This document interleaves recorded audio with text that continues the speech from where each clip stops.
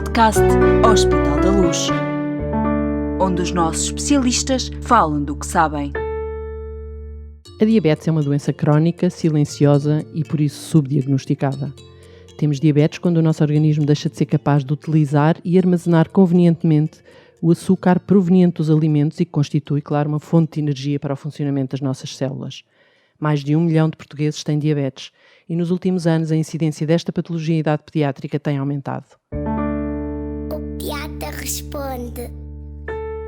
Vamos então falar de diabetes neste novo episódio do podcast Hospital da Luz, onde o especialista é pediatra e as doenças das crianças são o tema principal. A diabetes é sobretudo uma doença de adultos e está associada aos comportamentos que vamos adotando ao longo da vida, como uma falta de exercício e os maus hábitos alimentares. Mas há um tipo de diabetes que é diferente deste e que é mais comum nas crianças, não é verdade, doutora Júlia Galhardo? É sim, infelizmente. Bom, vamos já de seguida ouvir todas as suas explicações, mas antes gostava de a apresentar, claro. Júlia Galhardo é pediatra do Hospital da Luz Lisboa e dedica-se especialmente às doenças endócrinas em idade pediátrica, com enfoque naturalmente na diabetes tipo 1 nas crianças. Obrigada por ter aceitado o nosso convite para participar neste podcast. Obrigada eu, é um prazer. Júlia, explique-nos então, de forma simples, o que é esta diabetes, que é sobretudo prevalente entre os mais novos. A diabetes, como disse e muito bem, não é mais do que a incapacidade que o organismo tem de utilizar a glicose que se vai acumulando no sangue. As pessoas, o público em geral, quando se fala em diabetes, pensam imediatamente na diabetes tipo 2, achando que tudo o que é diabetes é um problema de excesso de peso, um problema de uma alimentação desregrada, de falta de exercício. Mas também é isso. Também é isso, mas isso é a diabetes tipo 2. Enquanto que há muito mais tipos de diabetes. Há a diabetes tipo 1, que é esta que nós vamos falar, e também outras diabetes de causa genética e de causas menos comuns que não fazem parte do âmbito do dia de hoje.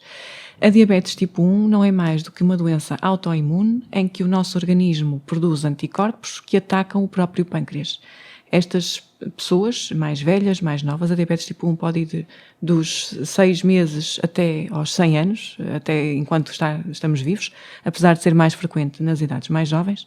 Não é mais, como eu disse, que a produção de anticorpos que nos atacam a nós, neste caso o pâncreas. Sim, isso é a definição da doença tipo autoimune. Exatamente. E estas crianças e jovens e adultos têm tendência a poderem ter outras patologias autoimunes também mais frequentemente que o resto da população. Mas o diagnóstico é sobretudo feito em crianças e a prevalência é maior em crianças ou isto é A prevalência é maior em crianças, mas também existe muito no adulto jovem. Uhum. Júlia, convidou para este podcast alguém que conhece bem esta realidade. Quer-nos apresentar a Edith? Sim.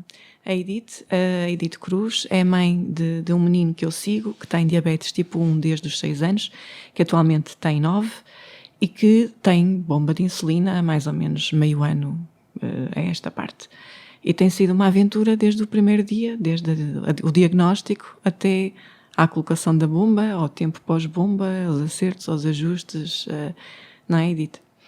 Sim, eu acho que é uma situação sempre inesperada, não é? O Liam era completamente saudável, um miúdo super ativo, super energético, e depois a certa altura começou a fazer xixi na cama, por acaso coincidiu com estarmos de férias, e então nem liguei muito porque estávamos com os horários assim um bocado desorganizados. Com 6 anos. Com 6 anos, aí tinha acabado de fazer 6 anos há pouco tempo, e depois chegou a altura do Natal, e começou outra vez a fazer mais xixi na cama mais frequentemente, aí já era quase todos os dias, já estava a ficar muito magrinho, a comer imenso, e depois como no Natal também abusamos um bocadinho dos doces e tudo e mais alguma coisa, acho que foi aí que deve ter levado o organismo dele ao limite e 15 dias depois do Natal estávamos na Estefânia a ser diagnosticados. Edith, obrigada por ter aceitado também estar aqui neste convite e partilhar essa experiência.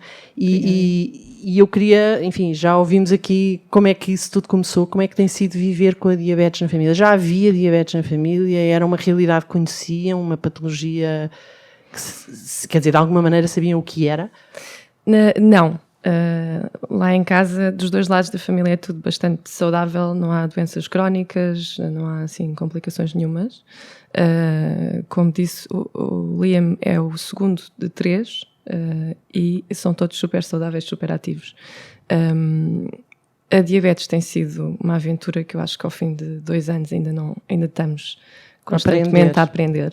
É uma doença em que, para pôr as coisas de uma forma muito simples, a medicação, no fundo, é decidida no momento, todos os dias, várias vezes ao dia, pelo paciente. Neste caso, o paciente tinha 6 anos, agora tem 9 anos, portanto, não é só pelo paciente. O paciente pode tomar decisões como aconteceu hoje ao pequeno almoço, em que de repente eu fui tomar banho enquanto ele estava a tomar o pequeno almoço e decidiu comer umas coisas que estavam em cima da mesa sem calcular a medicação. E, portanto, com a diabetes está sempre, todos os dias, a todas as horas, a tomar decisões da medicação. Não está lá o médico para dizer, é isto que tens de fazer. E isso, então, com crianças, implica que não é só a criança, mas é uma série de pessoas à volta da criança. É a escola, é em casa, portanto, há assim um ecossistema inteiro. É a aldeia que tem de tomar conta da criança. Ao mesmo tempo, é uma doença muito complexa, porque tudo e mais alguma coisa afeta os níveis de glicose no sangue. Portanto, se estiver a fazer exercício, pode baixar, mas se o exercício for escalada ou futebol e o jogo está super excitante, então não desce, mas pode subir por causa da adrenalina. E, portanto, há assim uma série que eu acho que são tipo 40 fatores que influenciam a forma como o organismo gera a glicose. E, portanto, isto é tipo estar numa montanha russa. Deixe-me só fazer uma pergunta antes de voltar à Júlia para perceber o que é que isso tudo significa, enfim, na perspectiva do pediatra. Eu imagino que se não havia ninguém com diabetes, e diabetes era felizmente, era uma doença que não existia na família, onde é que foi aprender? Aprendeu no dia-a-dia? Aprendeu com a pediatra? Aprendeu com... Como é que foi esse processo de aprendizagem? Já percebi que é uma coisa diária, não é? Mas de alguma maneira teve que se organizar, não é? E a organização começa por ter algum conhecimento da coisa. Claro. Eu não sei se a doutora Júlia se lembra, mas quando nós chegámos à Estefânia, o Liam até estava bastante bem fisicamente. E então ela disse-me, está tudo bem, ele nem sequer vai ser posto a soro, porque ele está bem. E eu nisto mandei uma mensagem ao pai dele e disse, está tudo bem, ele nem sequer vai ser posto a soro, portanto nós daqui a 1 hora ou 2 devemos estar a sair daqui. Como quem diz, daqui a bocado já passa. Foi o que eu pensei, não é? Ele está bem, pronto, tudo bem. E depois a doutora desce e diz-me, olha, vamos subi-lo para o 2º piso. E eu fiquei assim, mas como? Porquê? E pronto. E portanto, eu acho que a aprendizagem é feita muito com as enfermeiras e os médicos, pediatras, endocrinologistas, etc., que acompanham o Liam, mas também há uma série há uma grande aprendizagem que tem de ser feita em grupos de apoio, como grupos de Facebook de pais com crianças com diabetes. Tem de estar a pesquisar como é que se vai gerir determinada comida, etc., porque as variáveis são tantas que, se quisermos dar o melhor cuidado possível ao nosso filho, essa é a única hipótese. Portanto, sim, a equipa médica é absolutamente fantástica e é super importante. Eu acho que eles também tiveram muito cuidado no início de não nos passar a informação toda, porque é muita informação. E então há coisas que depois vão surgindo nas consultas a seguir ao internamento e uma pessoa vai aprendendo mais, etc. Mas os grupos fora do hospital também são muito importantes. Portanto, eu sigo muitos grupos no Facebook, tanto em Portugal como fora de Portugal. Tenho newsletters que eu sigo também, porque felizmente também o que está a passar com a diabetes é que o nível de avanços tecnológicos neste momento são tão grandes que há coisas fantásticas a acontecerem e nem todas estão já cá. E, portanto, é bom estar a par para perceber o que é possível, não é? Para facilitar as nossas vidas. Esta é uma mãe comum de crianças com diabetes? Não. Então, é uma mãe especial. Como é que, quando se faz um diagnóstico destes numa criança, eu imagino já é difícil para um adulto fazer uma simples dieta para perder peso, porque é saudável, e porque agora para uma criança ajustar toda uma vida, quando é expectável que jogue futebol e que corra e que vá às festas de anos e possa beber Coca-Cola e comer bolos e enfim, mas pode. Eu sei que pode e já me vai dizer porque é que pode, mas ajustar equilíbrios dentro deste contexto de normalidade. O que é que o pediatra faz quando dá um diagnóstico deste? Antes de mais, deixe-me só voltar atrás a uma coisa que a Edith disse e que é muito importante e que eu gostava que os pais que nos vão ouvir ficassem com isto em mente, que são os sinais de alarme. A Edith falou que o Liam estava a ficar mais magrinho, que o Liam fazia xixi na cama outra vez, que tinha mais sede, provavelmente que tinha mais fome, e isto são sinais de alarme para a diabetes. Portanto, aquilo que nos faz pensar é muita água, quer aquilo que bebemos, quer aquilo, o xixi que fazemos, muita fome, e no meio disto tudo ainda estamos a perder peso. E, portanto, isto deve levar as pessoas imediatamente aos cuidados de saúde, para ser feito o diagnóstico. Voltando à sua questão, como é que tudo isto é feito? É feito aos bocadinhos, como a Edith disse, e muito bem. Porque a informação é incomensurável. Porque isto não é matemática pura e dura. Ao contrário do que as pessoas inicialmente pensam. Inicialmente pensam o que a Edith pensou, porque o menino não tinha cetoacidose, tinha só excesso de açúcar no sangue e estava bem, e o internamento não servia para o pôr melhor ainda. O internamento servia para ensinar coisas, que era uma coisa que uma mãe, quando tem um filho que está bem, não está à espera que vá acontecer um internamento. Se ele está bem, o que é que eu estou aqui a fazer? E não está, só porque por isso simplesmente não tem ainda o conhecimento que lhe permita ir para casa, fazer a comida, contabilizar os hidratos de carbono, saber dar a insulina e fazer as contas para a própria insulina, saber corrigir um valor baixo, saber corrigir um valor alto. E isto é a primeira abordagem. É a abordagem que eu costumo dizer, a abordagem com rede no hospital.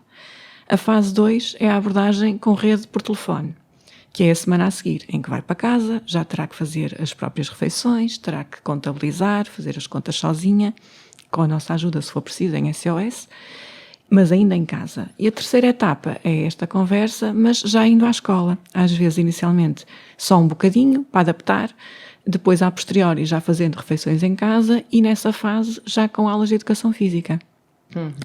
E tudo isto fica um bocadinho complexo. Falou aí 2 ou 3 coisas antes de continuar que eu queria que nos explicasse um bocadinho melhor, que é a insulina, fazer insulina e contar, fazer contagens. São 2 coisas diferentes. Um é um tratamento, é um medicamento, suponho, que tem que ser feito pelas pessoas que têm este tipo de diabetes. Não sei se estou a dizer alguma asneira. E a outra é a contagem. Eu imagino que esteja a falar do peso de cada tipo de alimento na alimentação das pessoas com esta diabetes. Mas tudo isso se traduz no final para contabilizar a insulina. Todo esse trabalho que está a ter tem 2 fases. Uma fase de correção do excesso de glicose que temos no sangue, e isso são umas contas, em que nós queremos ter um determinado alvo, um determinado valor, e como tal, se estamos acima ou se estamos abaixo, temos que corrigir abaixo com alimentação, acima com insulina, e fazer contas para saber quanto é que precisamos para essa correção. Antes disso, precisamos de saber como é que estão os nossos valores. Portanto, temos que saber daí aquela ideia de picar o dedo, é isso? Isso mesmo, para sabermos qual é o valor que temos no sangue. Atualmente há também outras formas, e outras formas mais avançadas, umas mais fidedignas, outras menos, de não ter que picar, de passar apenas um sensor, mas isso já é 3 passos à frente. Voltando ao que me estava a perguntar. É o que o Liam faz todos os dias, imagino. Quase todos os dias. Hoje, à meia-noite, fui-lhe picar o dedo. Eu tenho um sistema de alarmes que está ligado ao sensor dele, que não é... Que lá está, é uma daquelas coisas que os pais podem pesquisar, porque não é uma coisa que seja fornecida pelo Serviço Nacional de Saúde. Portanto, consegui dormir para aí da meia-noite até às 6 da manhã, e depois vi que os valores tinham baixado, porque eu dei-lhe insulina à meia-noite, piquei o dedo, estava um valor um bocado alto, dei-lhe insulina, voltei para dormir, de manhã acordei, fui picar o dedo ao Rory, ou ao Liam, peço desculpa, que ele tem 2 nomes. E depois demos mais insulina, havia um problema com o sistema dele, portanto tive de substituir parte do sistema, que é a cânula. Portanto, ele tem uma bomba de insulina que injeta insulina. Significa que ele não tem de se andar a picar, não tem de andar a dar injeções cada vez que precisa de dar insulina. Mas o sistema estava com um problema, então substituiu o sistema, foi tomar o pequeno almoço, daí a nada, os valores já tinham baixado um bocadinho, já estava ok para tomar o pequeno almoço, deu outra vez insulina, portanto isto é no espaço de 40 minutos deu 2 vezes insulina, o que se ele tivesse em injeções significava 2 picadas. e pronto. E depois foi para a escola. Ele, enquanto tinha tomado o pequeno almoço, eu ausentei-me da mesa durante um bocadinho. Sim, aquilo que contava. Pronto, exato. E, portanto, antes de entrar na escola, portanto, às 9 da manhã, no espaço de 1h30, deu outra vez insulina, com a bomba novamente. E pronto, e eu passei uma mensagem à escola a dizer: passou-se isto ao pequeno almoço, por favor, fiquem com atenção, porque eu não sei exatamente o que é que se está a passar, ou como é que ele vai reagir. Já vamos Portanto, à isto é escola. uma manhã. Exatamente, já vamos à escola. Estava a explicar-nos, portanto, o que interessa aqui é perceber que quantidade de insulina é que o corpo precisa, e isso controla-se quer com a insulina que se dá diretamente, quer também com o controle, este tal equilíbrio na alimentação. É isso? O nosso pâncreas não está lá a nível endócrino, a nível da insulina, já não está lá. Portanto, nós temos que o substituir. E o nosso pâncreas controla a glicémia, que nós temos mais alta, e ao mesmo tempo, quando comemos, essa glicémia vai subir e, portanto, vai aos bocadinhos compensando com insulina aquilo que nós comemos. Ora, quando o nosso pâncreas não funciona, nós temos que fazer de pâncreas. E, portanto, temos que calcular a quantidade de insulina para a correção, como eu disse há bocadinho, e temos que calcular a quantidade de insulina, o bolos de insulina, para a refeição. Como eu costumo explicar aos pais, tudo aquilo que nós comemos, com exceção da água, é transformado em açúcar de alguma forma. Porque se nós comermos só carne, peixe e ovos durante uma semana, nós sobrevivemos perfeitamente. Portanto, aquilo tudo é transformado mais devagar ou mais depressa em glicose. Por questão de facilidade, por questão de... Isto já é tão complexo e tão confuso e complicado em termos de contas, nós, por regra, só contabilizamos os hidratos de carbono nos jovens e nas crianças que têm uma alimentação mais equilibrada.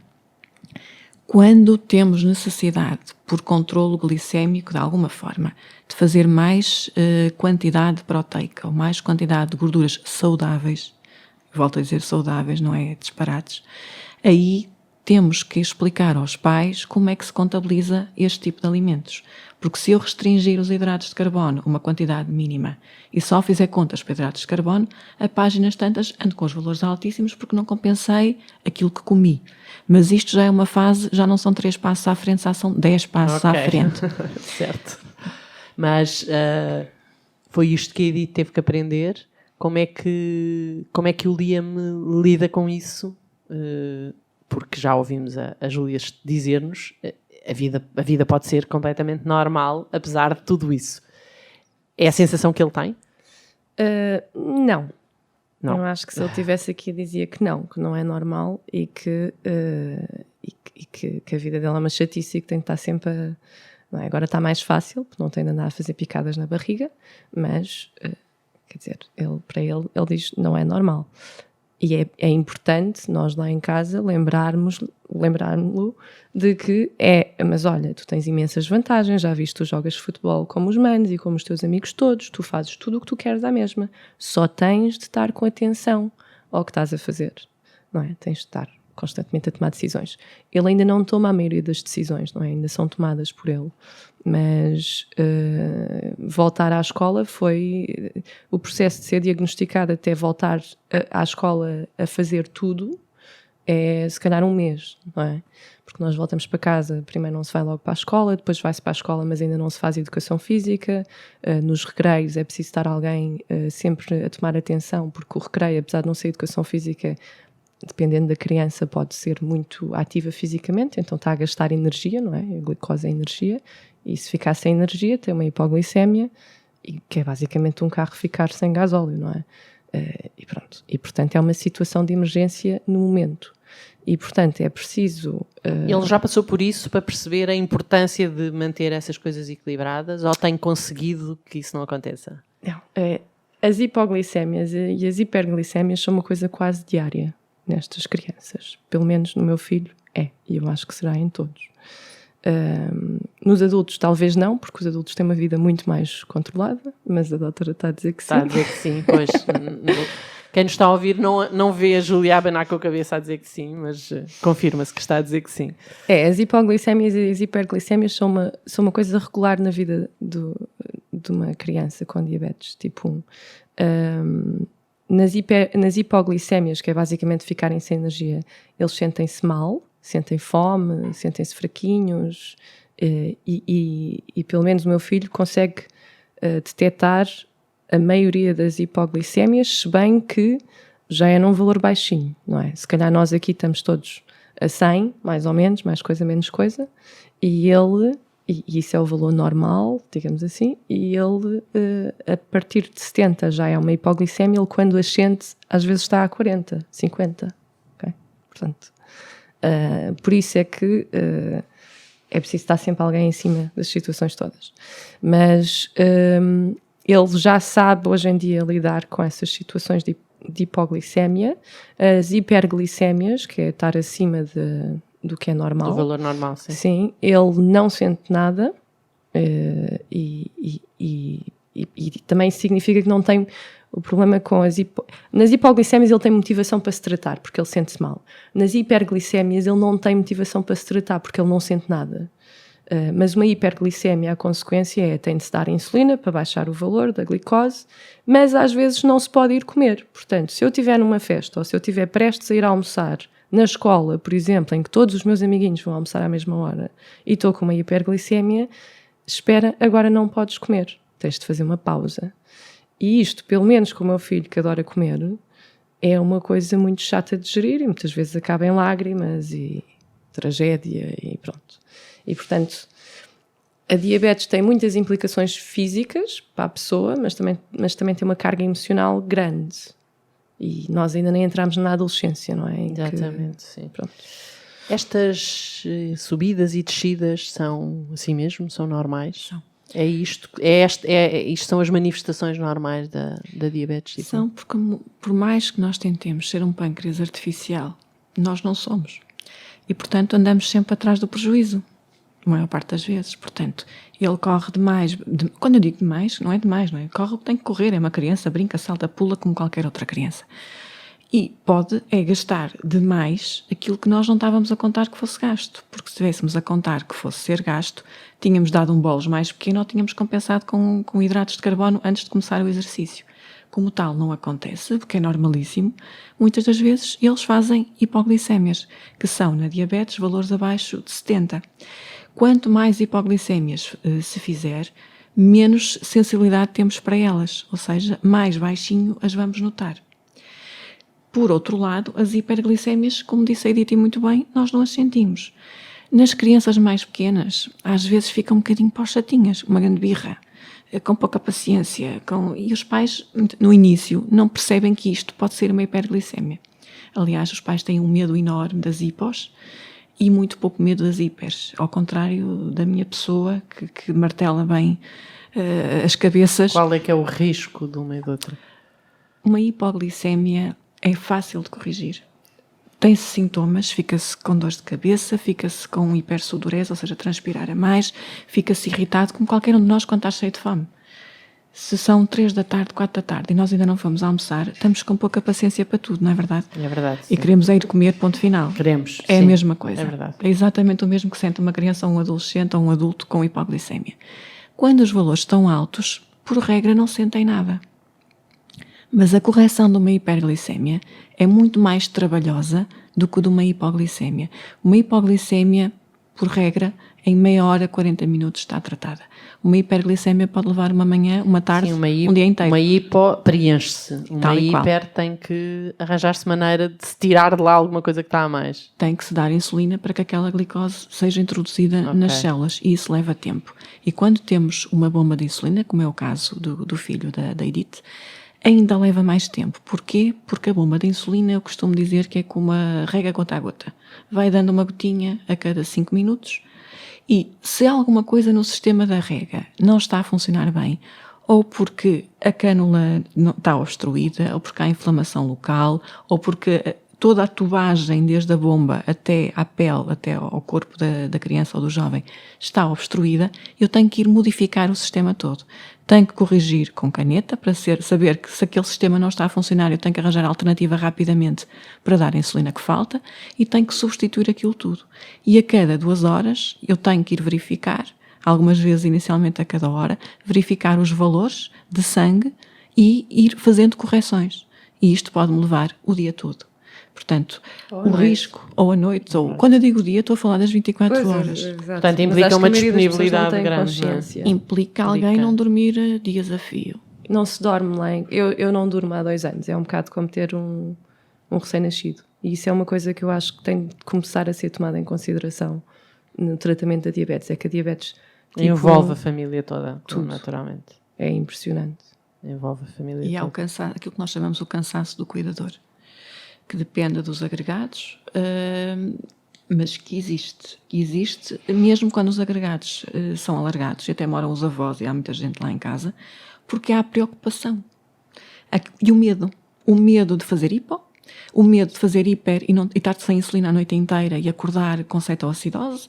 Portanto, e este coração de mãe, de pai, de avó, de avô, está sempre ali. E, portanto, o medo do que pode acontecer, tal e qual como no recém-nascido, como eu disse e muito bem, o medo que não esteja a respirar, o medo que bolse, o medo que se engasgue, não é? É exatamente a mesma coisa. Como é que, já percebi que implica também uma grande disponibilidade do pediatra, como é que é feita a monitorização, o acompanhamento pediátrico destas situações? No meu caso, e no caso de muitos colegas meus, nós temos um telemóvel que está 24/7. E esse 24/7 é a nossa conta e risco. Porque ninguém trabalha 24/7. Mas a minha consciência... Mas também, se calhar, ninguém tem uma noção tão boa como o pediatra do que é que isto envolve, não é? Sim, mas não deixa de ser a vida privada do pediatra que passa a estar... Não é? Envolvida também. Completamente Portanto, invádida passa a fazer parte também do ecossistema Às vezes é difícil. Depende da quantidade de meninos que não estão bem ao mesmo tempo.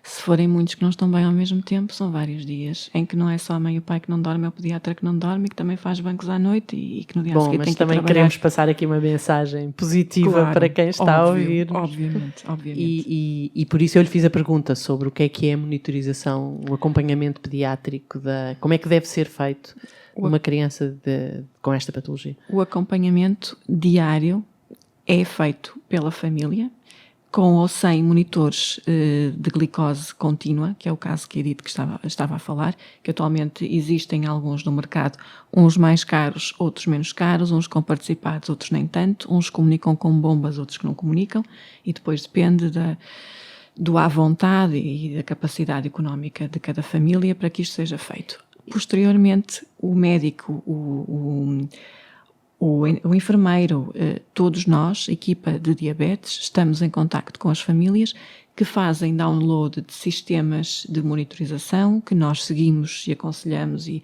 aumenta aqui, baixa acolá, faça assim, faça assado e vamos constantemente ajustando, porque a diabetes, como a Edith disse, é a cada hora e a cada momento são decisões que têm que ser tomadas. E em crianças que o peso vai variando, em crianças cuja situação escolar, quer porque têm exercício físico, quer porque têm uma saída da escola, porque têm uma festa, porque têm várias coisas, é preciso ir ajustando a cada momento e a cada hora. Há bocadinho disse uma coisa muito importante e eu não queria acabar esta conversa sem essa mensagem também. A vida normal é possível, naturalmente. Como? Depois de ouvir tudo isto, como? A palavra normal, eu costumo dizer que é um conceito estatístico. Claro. Depende da quantidade. Muito indeterminado também. A vida, quando eu digo vida normal... Nos tempos que correm, então, cada vez mais indeterminado. É uma vida o mais normal possível. Quando eu digo isto, é fazer as mesmas coisas, como a Edith disse, que os outros meninos e adolescentes fazem. Claro que substituindo sempre o pâncreas que não está a funcionar. Isso não é normal. E nunca será normal. Será normal se nós tivéssemos uma cura. E nós, neste momento, não temos cura. Temos mecanismos eletrónicos que nos ajudam cada vez mais a substituir a função do pâncreas de forma mais segura e mais eficaz, mas a verdade é que a cura ainda não existe e nós esperemos, e eu acredito piamente, que quando o Liam tiver a minha idade, que a cura existe. Acredito piamente, e a Edith já me ouviu dizer isto montanhas de vezes e acredito mesmo no que estou a dizer. Porque há investigação sobre células, há investigação sobre como substituir estas células para que isto volte a funcionar. Neste momento é uma doença crónica. Neste momento é uma doença crónica para a vida, em que nós o que temos são formas de tratamento. Atualmente temos pâncreas artificiais, atualmente temos-los também no nosso país. em que existe um monitor contínuo de glicose, que não é no sangue, mas é no líquido que banha as células, que comunica com a bomba, e a bomba, de acordo com o valor que lhe é transmitido, assim ordena que seja fornecida determinada quantidade de insulina. E isto é um circuito contínuo de troca de informação. Claro que isto não, infelizmente, no nosso país atualmente, não existe para toda a gente. Pois. E não existe para toda a gente porque implica um dispêndio familiar que poderá não ser confortável para a maior parte das famílias. O que temos mais parecido é um medidor contínuo de glicose que é comparticipado pelo Estado, mas que não comunica com as bombas que são fornecidas pelo Estado, exceto em algumas situações em que pais, famílias doentes no mundo inteiro têm uma adaptação às bombas feita por conta e risco em colaboração uns com os outros e com pessoas que são informáticos e com pessoas que estão ligadas à tecnologia e que também têm diabetes e que conseguem transformar bombas regulares em bombas que comunicam com estes sensores que supostamente não comunicariam, mas que se consegue ter uma vida o mais parecida com o pâncreas artificial possível. Estamos a falar de bombas de insulina, naturalmente. Estamos. Cujo nome em português é assim uma coisinha um bocado assustadora, mas é o que nós temos. É o que nós temos, exatamente. Sistemas de perfusão contínua de insulina. Só queria fazer-lhe mais uma pergunta. Temos a ideia de que a diabetes tem um fator de hereditariedade associado. Também é possível ter em consideração e existir esse fator em casos como estes, por exemplo? A diabetes tem um fator hereditário subjacente, mas isto não significa que não possam existir exceções. Não, diabetes de novo. Okay. Diabetes de novo. Quando existe uma coisa hereditária, a alguma altura nas gerações ela aconteceu. Mas eu não queria que esta mensagem fosse de culpa, porque depois tenho um pai e uma mãe a pensar, fui eu, foste tu, quem é que terá lá para trás alguém que tem uma doença autoimune e que nós passamos ao nosso filho? Isto tem uma carga muito negativa, que não é por aí. E sobretudo não fica a ideia de que porque não há na família, não pode, é impossível de acontecer. Tal exatamente. Qual. Isso pode acontecer tal como Mas qual. Eu achei que era importante esclarecer esse aspecto, que é uma coisa que se fala muito. Tal e qual. E existe essa carga genética e existe a possibilidade de outras patologias autoimunes. Só que eu, como costumo dizer aos pais, têm tanta culpa de ter diabetes como têm de ter os olhos verdes ou azuis ou cabelo loiro ou cabelo escuro. Sim. É uma coisa genética que ninguém tem culpa e que não vale a pena estarmos aqui a martirizar-nos. Quem é que transmitiu isto ou transmitiu aquilo? Pode não acreditar, mas isto é uma coisa que depois fica muito vincada nas famílias. Naturalmente. Sim. Conselhos é que daria então aos pais e mães que nos estão a ouvir? O primeiro é na detecção, como eu já disse. Criança, adolescente, começa a beber muita água, a fazer muito xixi, a comer imenso e a emagrecer, é para ir imediatamente ao médico. Imediatamente, sem pensar duas vezes. E uma urgência. Não é ir ao médico de família, porque muitas das vezes protela-se fazendo análises e depois, quando as análises vêm, já passou uma semana e, entretanto, a criança ou o adolescente vai piorando. Ponto número 1. Ponto número 2, aquilo que eu gostava de passar é que um jovem, uma criança com diabetes, exceto ser piloto de avião atualmente no nosso país ou motorista de pesados, pode ter... Não há nada que lhe esteja vedado. Tal e qual. Ótimo. Isto é uma coisa que eu queria mesmo que ficasse na cabeça destas pessoas que nos estão a ouvir. Que pode ter uma vida normal. A palavra normal significa que posso fazer tudo quanto os outros fazem. Posso brincar, posso correr, posso ser atleta de alta competição, posso ir a festas, posso tentar fazer tudo quanto os outros fazem na perspectiva de que tenho que fazer aquilo que a Edith disse. Eu tenho que pensar, decidir o que vou comer e ver que valores tenho e ir corrigindo a minha glicémia. Ou se está baixa porque andei a correr, saltar, a brincar, sem estar todo excitado de euforia, porque aí sobe, como a Edith disse, ou porque comi isto, comi aquilo, piquei aqui, piquei acolá, e se calhar a cada 3 horas ou a cada 2 horas eu tenho que ir ver a que valores tenho e ir corrigindo. Isto não é normal no sentido estatístico da população, mas é o mais parecido possível. Muito Portanto, bem. E isto é uma mensagem de esperança que eu queria que ficasse. Edith, também queria pedir-lhe, já falou aqui nos grupos de Facebook, na experiência que outras pessoas que passam pelo mesmo, outras famílias passam pelo mesmo, como é importante, não é? Que mensagem é que pode deixar também para quem nos está a ouvir? e de alguma maneira pode estarem a passar pelo mesmo. Eu acho que a mensagem principal que eu tenho para pais e para pacientes de diabetes tipo 1 é falem uns com os outros.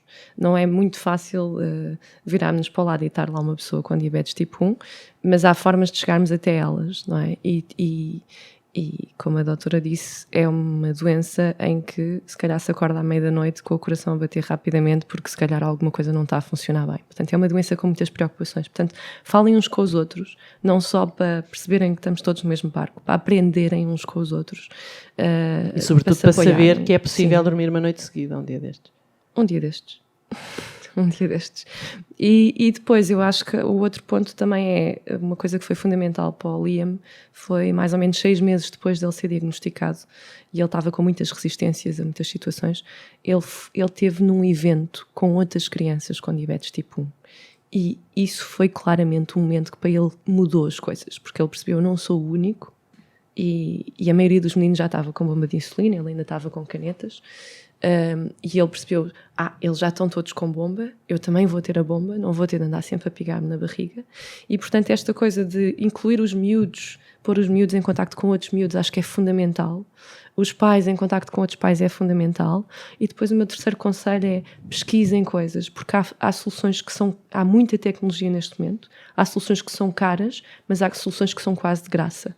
E as coisas estão aí. A evoluir. Sim, acho que os próximos anos vão mudar muito e quem tiver um bocadinho de know-how de informática consegue trazer uma qualidade de vida incrivelmente melhor para si ou para as pessoas de quem cuida. Muito bem. O que é que o Hospital da Luz tem para oferecer a pessoas e aos pais e às mães, às famílias que passam por isto? Tem consulta de diabetes, não é? Com especialistas, com enfermeiros, com nutricionista, com psicóloga, que fazem uma equipa que pode dar apoio quer ao jovem, quer à família, em termos práticos de contabilização e de aprendizagem e em termos psicológicos também, porque tudo isto tem uma carga muito grande, quer para as crianças e adolescentes, quer para a família. Muito bem, as pessoas com diabetes tipo 1, como vimos, necessitam durante toda a vida de realizar terapêutica com insulina. Trata-se por isso de uma doença crónica que pode ser incapacitante e pesada, até psicologicamente, desde muito cedo, como ouvimos aí dito.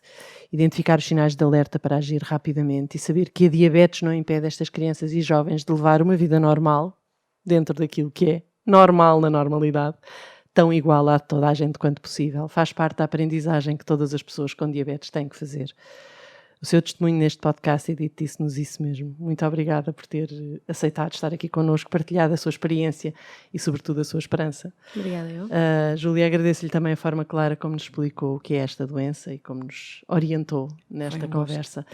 E para si, que dedicou alguns minutos do seu dia a ouvir-nos, é claro que prometemos voltar em breve com mais podcasts do Hospital da Luz e mais respostas dos nossos pediatras. Até breve.